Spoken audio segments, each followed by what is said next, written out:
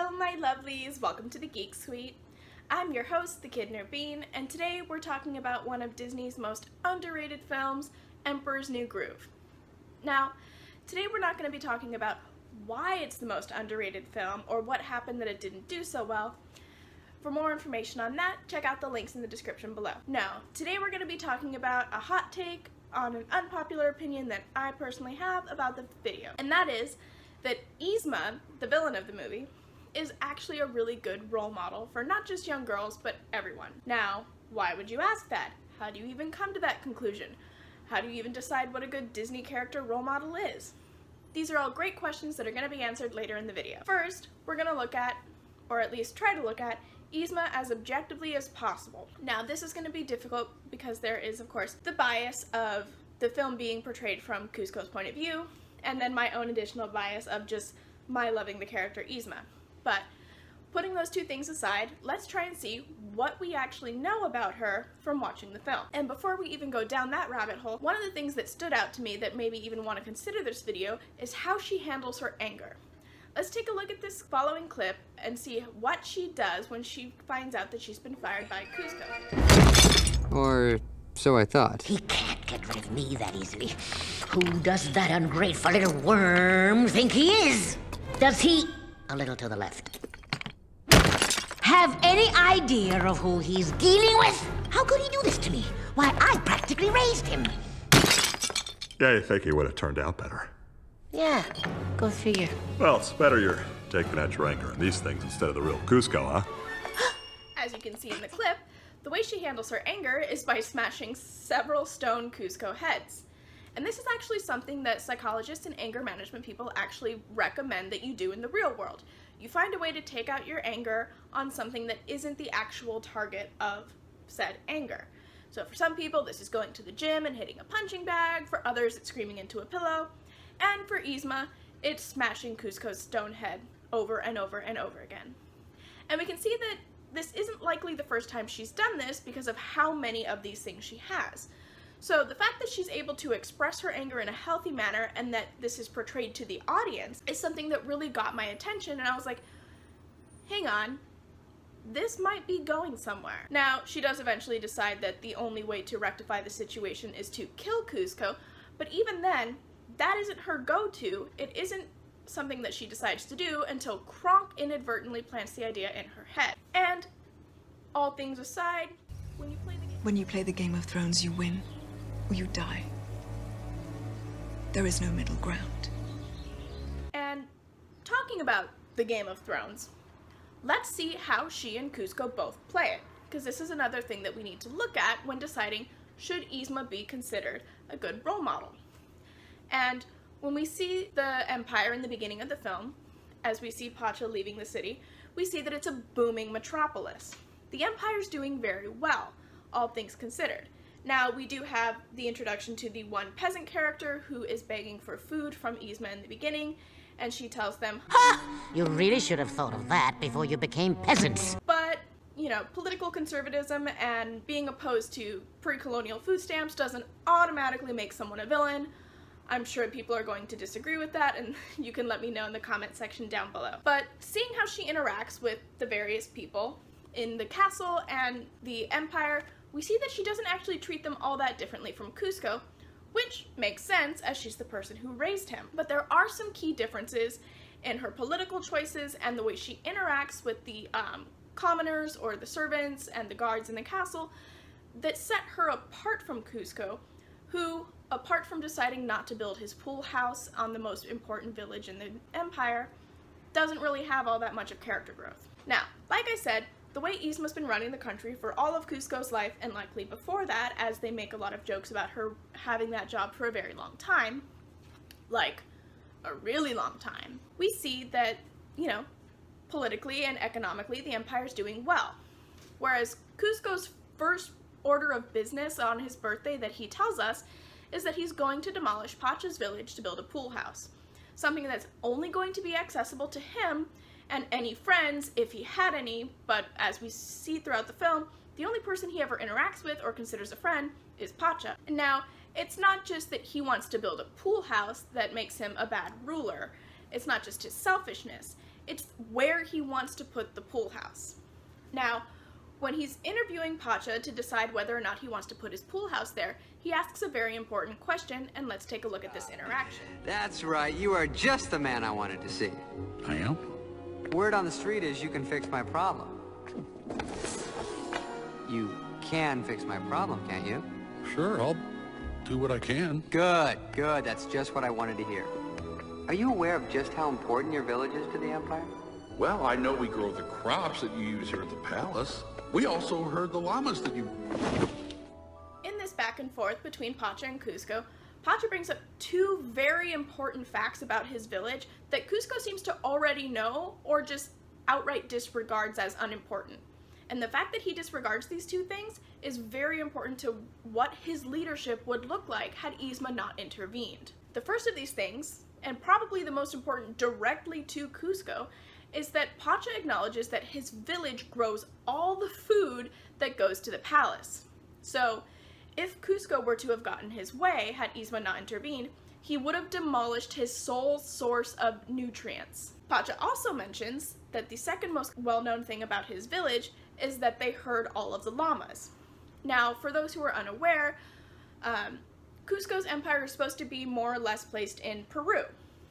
And one of the biggest exports of Peru is wool that is produced by llamas. So not only is Pacha's village the sole source of food for the castle, but it's also one of the biggest providers of their country's main export.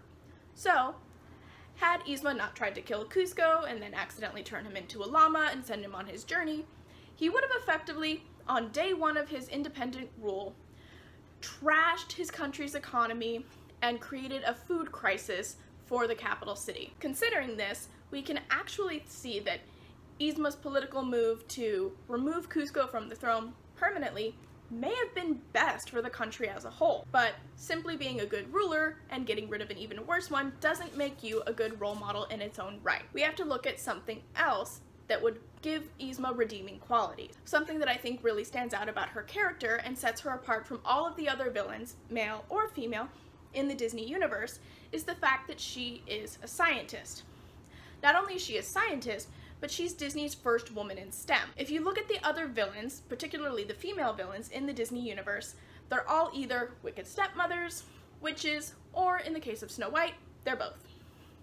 Yzma doesn't use magic to forward her schemes and achieve her goals. She uses science. We don't see Yzma using potions and spells to turn Kuzco into a llama or try to kill him. She goes to her not-so-secret lab, where she and Kronk find a poison, not a potion, a poison, to kill Kuzco at dinner. Now, this poison ends up being extract of llama, and then the hilarity and buddy journey that Kuzco goes through ensues into the film. But looking at this, the fact that Yzma uses science and poisons and her lab to achieve her goals shows that this film was really ahead of its time. Yzma, as Disney's first woman in STEM, came out in Emperor's New Groove in the year 2000. And not only was she Disney's first woman in STEM, she was Disney's only woman in STEM for quite some time. Disney's next female figure in STEM didn't come out until Doc McStuffins first aired on the Disney Channel, and that was in the year 2012. So for over a decade, the only role model girls had if they wanted to see a Disney woman in STEM was Yzma. Now, this isn't going to be a critique on Disney's lack of female STEM role models for women, but it is something that I wanted to make a poignant point about because it's something that really propels Yzma to the top of this should she be considered a role model theory that we're going with for the video. Now, aside from being a woman in STEM and an effective ruler, we need to have some sort of metrics to compare her against other Disney female characters to determine if she or they are good role models.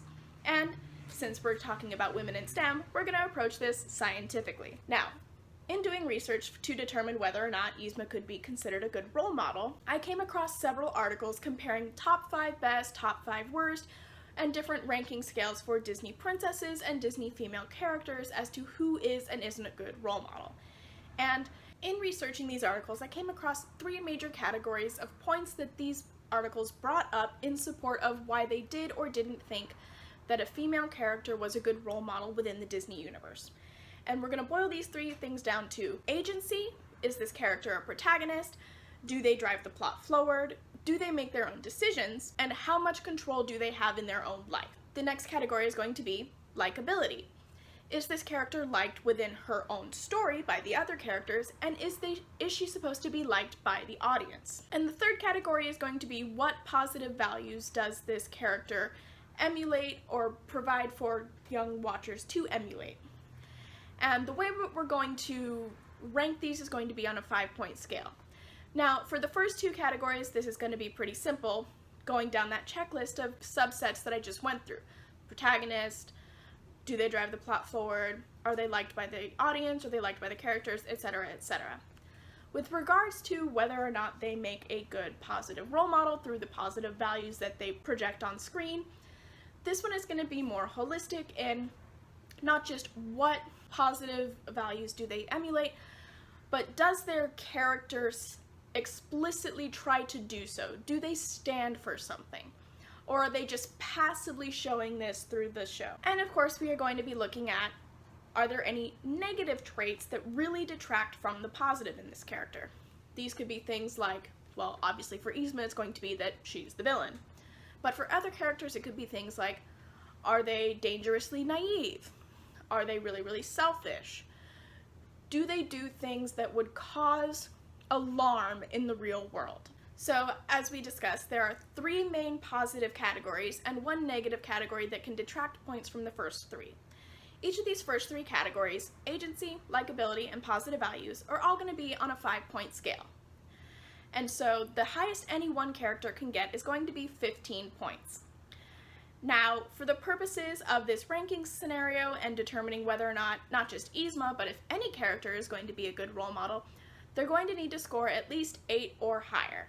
So an example of a character who is often listed on these types of articles as somewhat of a contentious yes she is, no she isn't, we're going to give as an example for our ranking system, and that is the Disney princess Cinderella.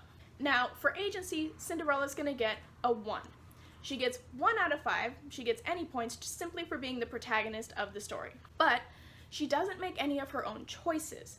She doesn't make her own dress, the mice make it for her. She doesn't find a way to get to the ball. She cries and then the magic fairy godmother shows up and takes her there. Arguably the only thing that she does of her own volition is try to escape her attic lockup when the prince visits at the end of the movie, and even then she has to have the mice help her. So as far as agency goes, she's not really in charge of her own life. So for that, she gets a 1.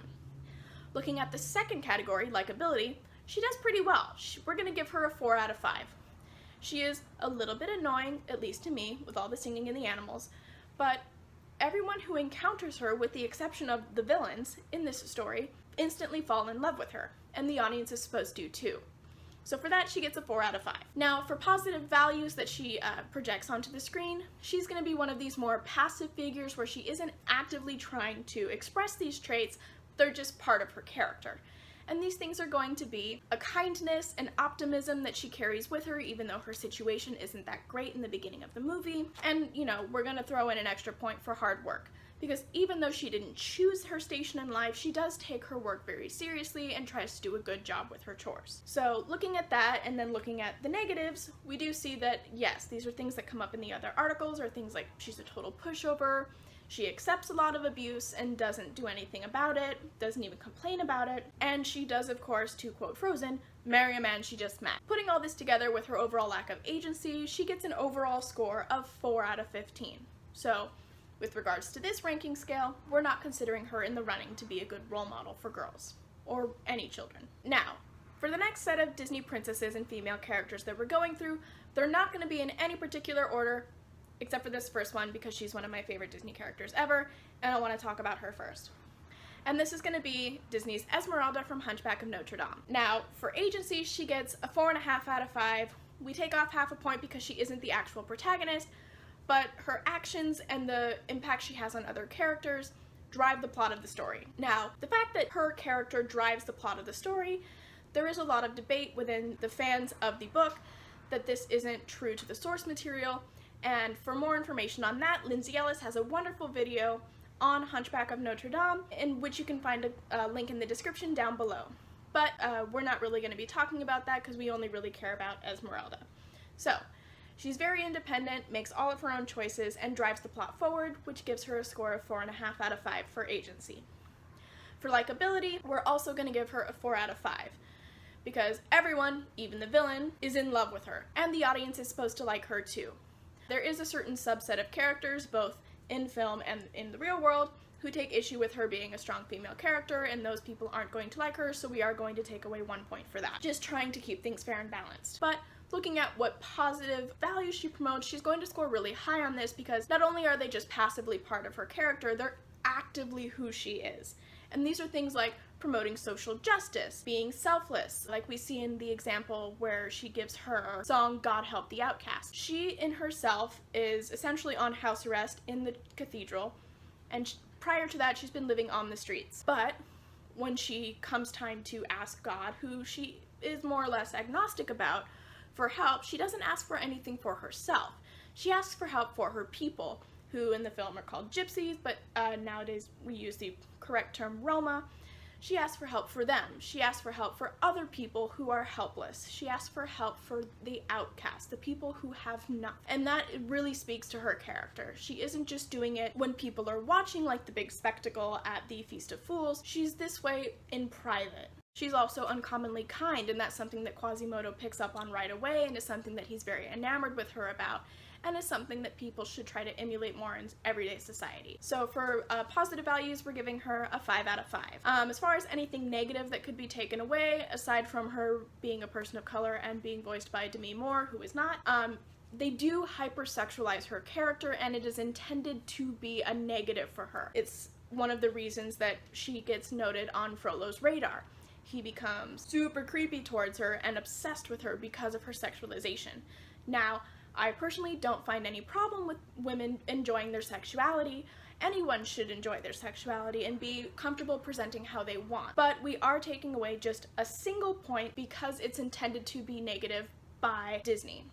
So, taking all of these into consideration, her overall score is 12.5 out of 15, which is one of the highest scores we're going to see today. Alright, moving on to our next Disney character is actually going to be a Disney princess, and we're going to be looking at Anna from Disney's Frozen. Now, as far as the agency score goes, we're going to give Anna a 3.5 out of 5. She and Elsa kind of share this protagonist type role, as the story is split into Anna's journey and Elsa's journey, so she doesn't get the full points for being the protagonist, but in her storyline, she does drive all of the action. All of the decisions she decides to make are hers from the point of the ball forward. Likability, we're going to go ahead and give her another 3.5 out of 5. She does come off as annoying and naive to a lot of the characters within Arendelle, and is supposed to be portrayed that way towards the audience, but she is supposed to be, like, adorkable. With regards to values, she's another character who actively seeks to portraying these values on screen, as opposed to being more passive like we see in Cinderella.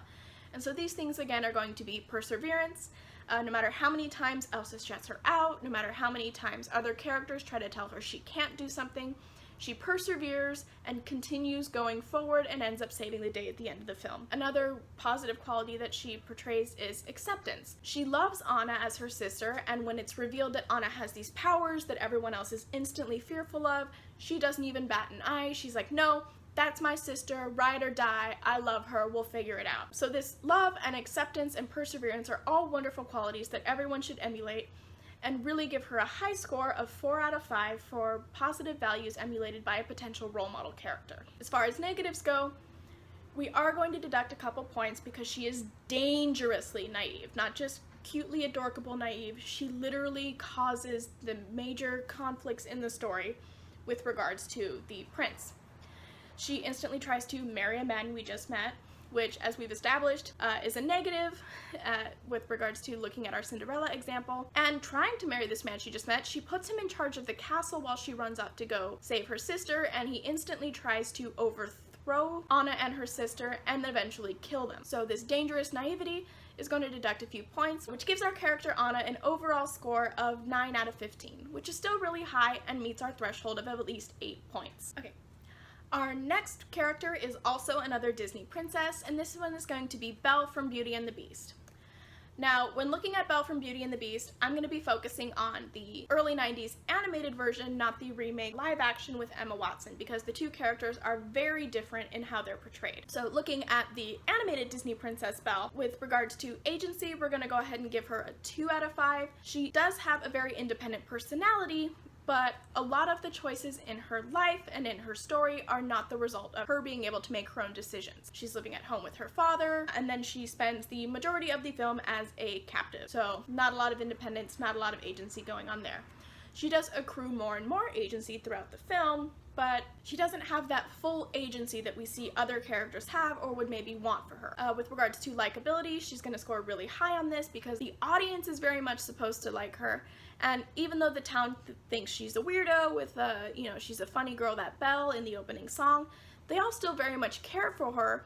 And when Gaston reveals that she's been taken by the Beast, the town gets up in arms about it. So we're going to give her a 4 out of 5 for that. And with regards to what positive values she emulates, we do see that these are, again, as you see with a lot more of the classic Disney princesses, are more presented passively than actively, as we see for characters like Anna and Esmeralda. Belle emulates patience and kindness and being non-judgmental, which are all wonderful things that you should incorporate into your own life, which are what make her a potential role model, but they're not actively portrayed in her character. They're not things that she is outwardly doing, they're just sort of passively part of who she is. But these are very important characteristics to have, and she was sort of the character that kicked off the Disney Renaissance and the more independent female Disney characters, so we're going to give her a 4 out of 5 for that. With regards to potential negatives, there is of course the highly debated, does she have Stockholm Syndrome or not?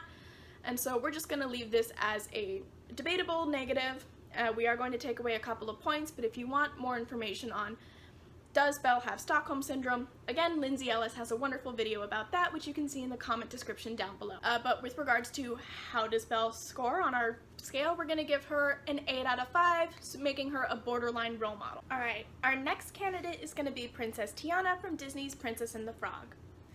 So for agency, she's going to go ahead and do pretty well on this, getting 4 out of 5, as she is the protagonist, and she is very much in charge of her own life, even after she gets turned into a frog.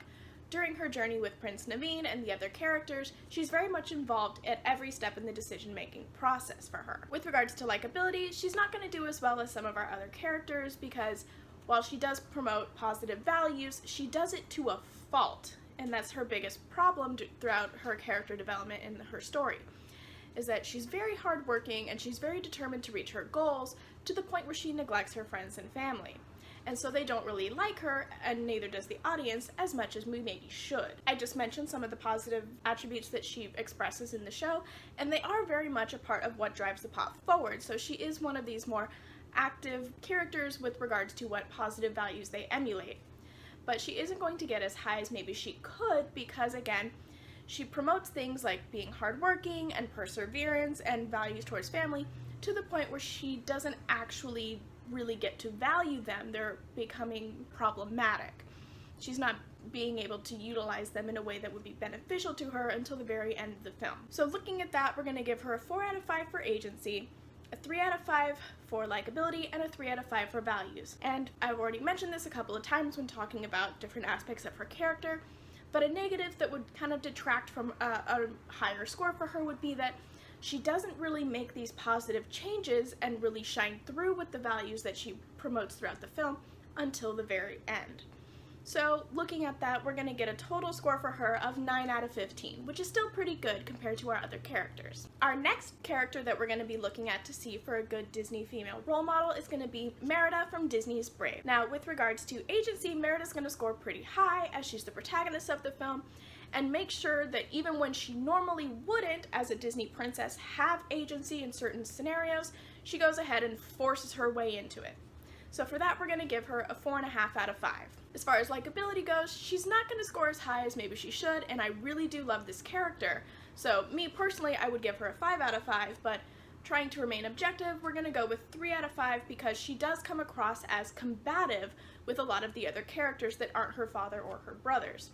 Now, this could be taken as sort of Disney trying to portray that feisty, Scottish, Celtic stereotype that you see a lot, but it does become problematic for her as her story progresses. So for that, she's only going to get a 3 out of 5. With regards to what positive values does she promote, she's again one of these active characters where she's very much promoting self-advocacy, in that when it comes time for her to choose a husband, or for, if you've seen the movie, it's the husbands are competing, the princes are competing for who gets to be her husband. She doesn't really necessarily get to choose. She very much stands up for herself and says, no, I don't accept this. And that's really the inciting incident for the movie. Another positive value that we see Merida portray in her film is self-responsibility.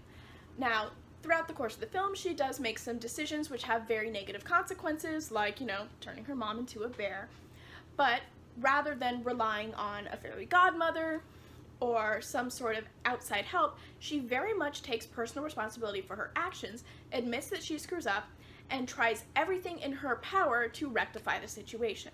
Which, while you probably shouldn't turn your mom into a bear in the first place, being able to admit that you were wrong and take steps to correct it is something that we really need to see more of in this world. So I give her a lot of props for that. So for positive values, she's going to score pretty high, a 4 out of 5.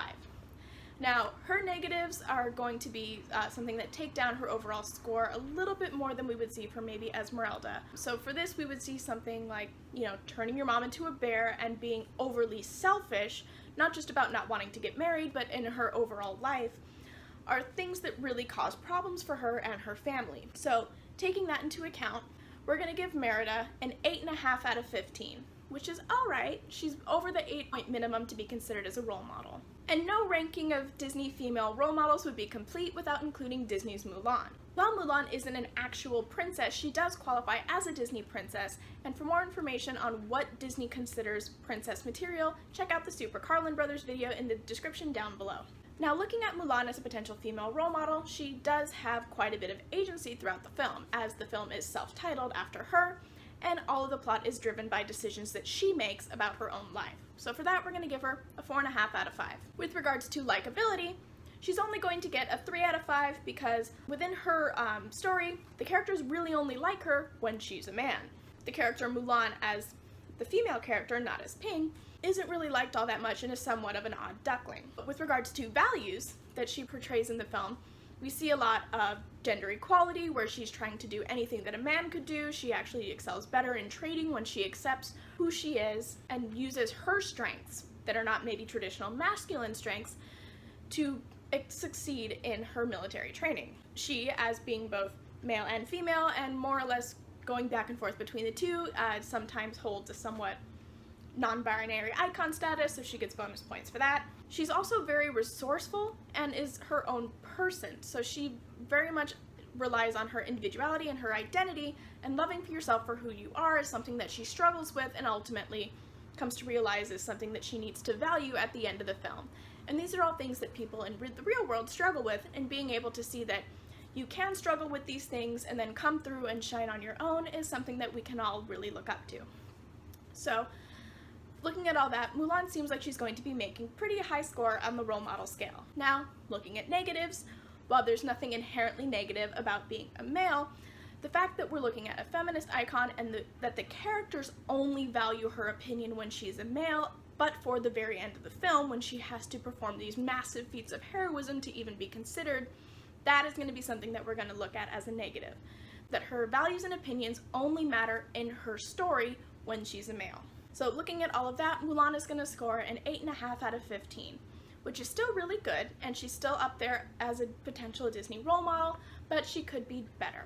Hopefully the live-action remake is going to shine through for her. Alright, and the last character we're going to look at before we use our same scale on Yzma is going to be Moana from Disney's self-titled Moana. Again, having the film titled after yourself very much makes you the protagonist, so she's going to score pretty high on the agency scale. Now, she's not scoring as high as she could because a lot of the action and setup for her life is dictated by others. Her status as the daughter of the chief and her role in the community, and even her journeying into the ocean to go find Maui and restore the heart of Te Fiti and all of that is very much other people's decisions. The ocean, her grandmothers, her parents, etc. So as far as agency goes, once she's on her own journey, she does very much take charge and make her own decisions, but because a lot of the decisions in setup for this journey are not her own independent choices, we're gonna give her a 3.5 out of 5.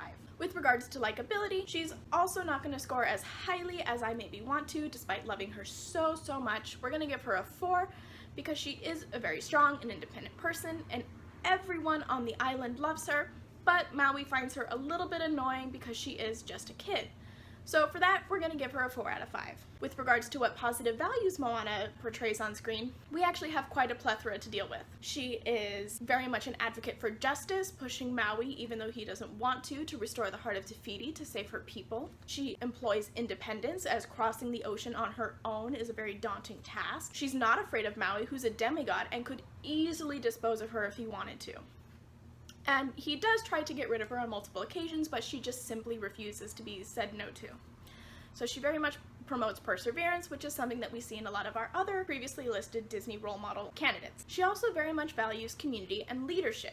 She wants to do a good job when she eventually replaces her father as the leader of her people. And she very much values the sense of community that she has on the island. And these are the things, in addition to being supported by her grandmother and being selected by the ocean, or what drive her to go find Maui and restore the heart. The only really negative thing I have to say about Moana is not about her the person, but more or less her the movie. And that has to do with, once she completes her hero's journey and returns home, that's kind of it for her. All of the values and things that we see her portray on screen are kind of irrelevant. She just goes back into her life as it was at the beginning of the movie, back into her routine. Now, there is a change that her people once again become explorers and she gets to lead that. But other than that, the biggest resolution was restoring the heart, and after that she doesn't really have anything else to do other than go back into her role as daughter of the chief. So that not really being a character negative, but more I guess of a storytelling negative, and I'm okay with that being a storytelling negative, that her story has closure, which means we're probably not going to see a Moana 2. That's really nothing that we want to take a lot of points away for, but it is something I do want to note, that all of this doesn't really lead to something bigger other than the conclusion of her story. So for that, we're going to take away 1 point, which gives Moana a score of 11.5 out of 5, which really puts her up more towards the top of our rankings. And now let's see how Yzma compares. Alright guys, thanks for sticking with me. I know this has been a longer video, and now we're going to see how Yzma compares using our ranking scale against the other characters that we've talked about so far.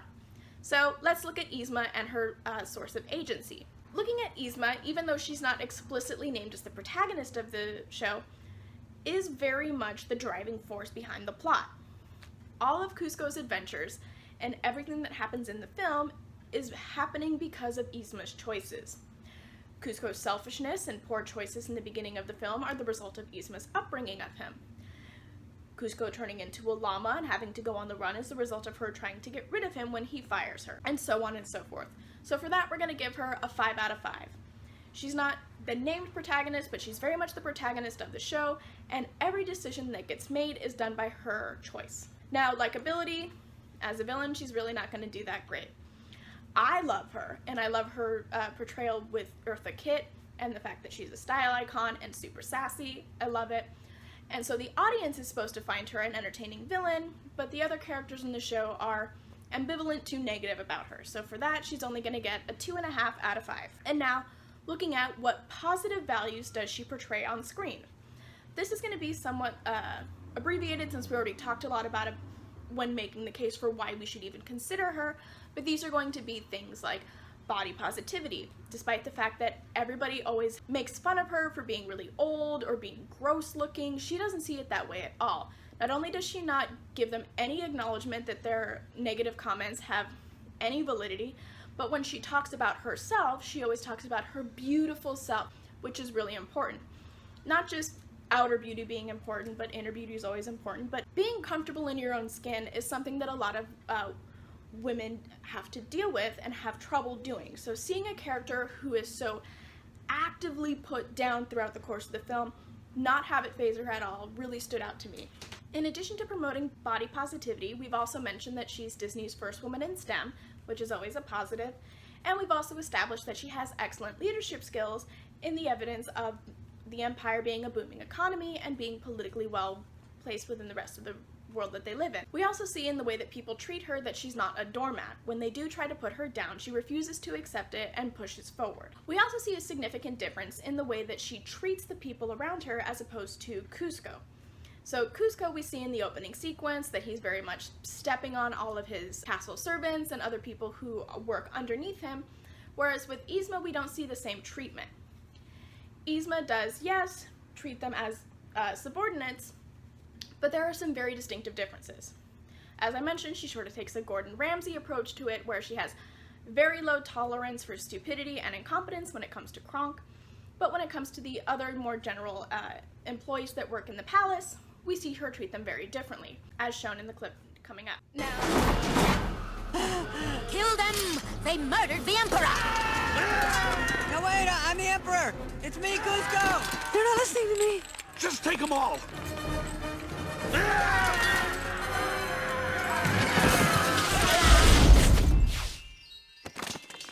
Get them! Hey, I've been turned into a cow. Can I go home? You're excused. Anyone else? No, we're good. We're good. Get them! Now, watching the I've been turned into a cow bit as a kid, I always thought was very funny, and watching it as an adult, it really stuck with me, having worked in the service industry. I remember working in a restaurant one day, and this was a very large chain restaurant. There was one day where I was working where I not only ripped my pants and then had to ask permission to go across the street to the local store and buy a new pair, and I really had to fight to get a new pair of pants, and the rip was so bad that you could see all the way up the inseam and see my underwear. So it wasn't like I was something that could be, you know, easily covered up and keep going. Never mind that you shouldn't have to work in ripped pants to begin with, no matter how big or small the rip is. Not only did I rip my pants, but during that same shift, I set my hair on fire. The whole restaurant smelled like burnt hair, customers were complaining, and I wanted to just die. So, having an experience like that, I asked my boss if I could go home, and they said no. It wasn't that we were so busy that they couldn't just let me go, they just really wanted me to work that whole shift. So, having worked for a place where I both ripped my pants and set my hair on fire on the same shift and had to stay and work, watching Yzma send someone home just because they'd been turning to a cow, which didn't bother anyone else on that working group, really made me want to work for Yzma and less for my old boss. Now, positive values like being an effective leader, being empathetic towards your employees, and being a fashion icon, let alone a woman in STEM, are all wonderful things that come across for Yzma on screen. But I would be remiss in my duties as being an objective observer if I didn't focus on the negatives. And the biggest negative for her is her homicidal tendencies. So we're gonna deduct some significant points for that. Let's call it 4 points, which means that we have a total final score for Yzma at 8.5 out of 15. So she just barely breaches the 8-point threshold that we've held for being considered a candidate as a female role model as a Disney character. So I think I've made my case. Do you guys agree or disagree? Am I way off base here? Is Yzma not a good role model? Is there anyone that I missed when giving our rankings? Let me know in the comment section down below. Alright guys, that's all I've got for you today. Thanks for sticking all the way to the end. Please let me know what you thought in the comment section down below. Be sure to hit like and subscribe. Ring that notification bell so you know when every time I put out a new video. And be sure to follow me on Patreon and become a patron there so that way you can support more content like this. Thanks so much guys, and I'll see you next time. Mwah!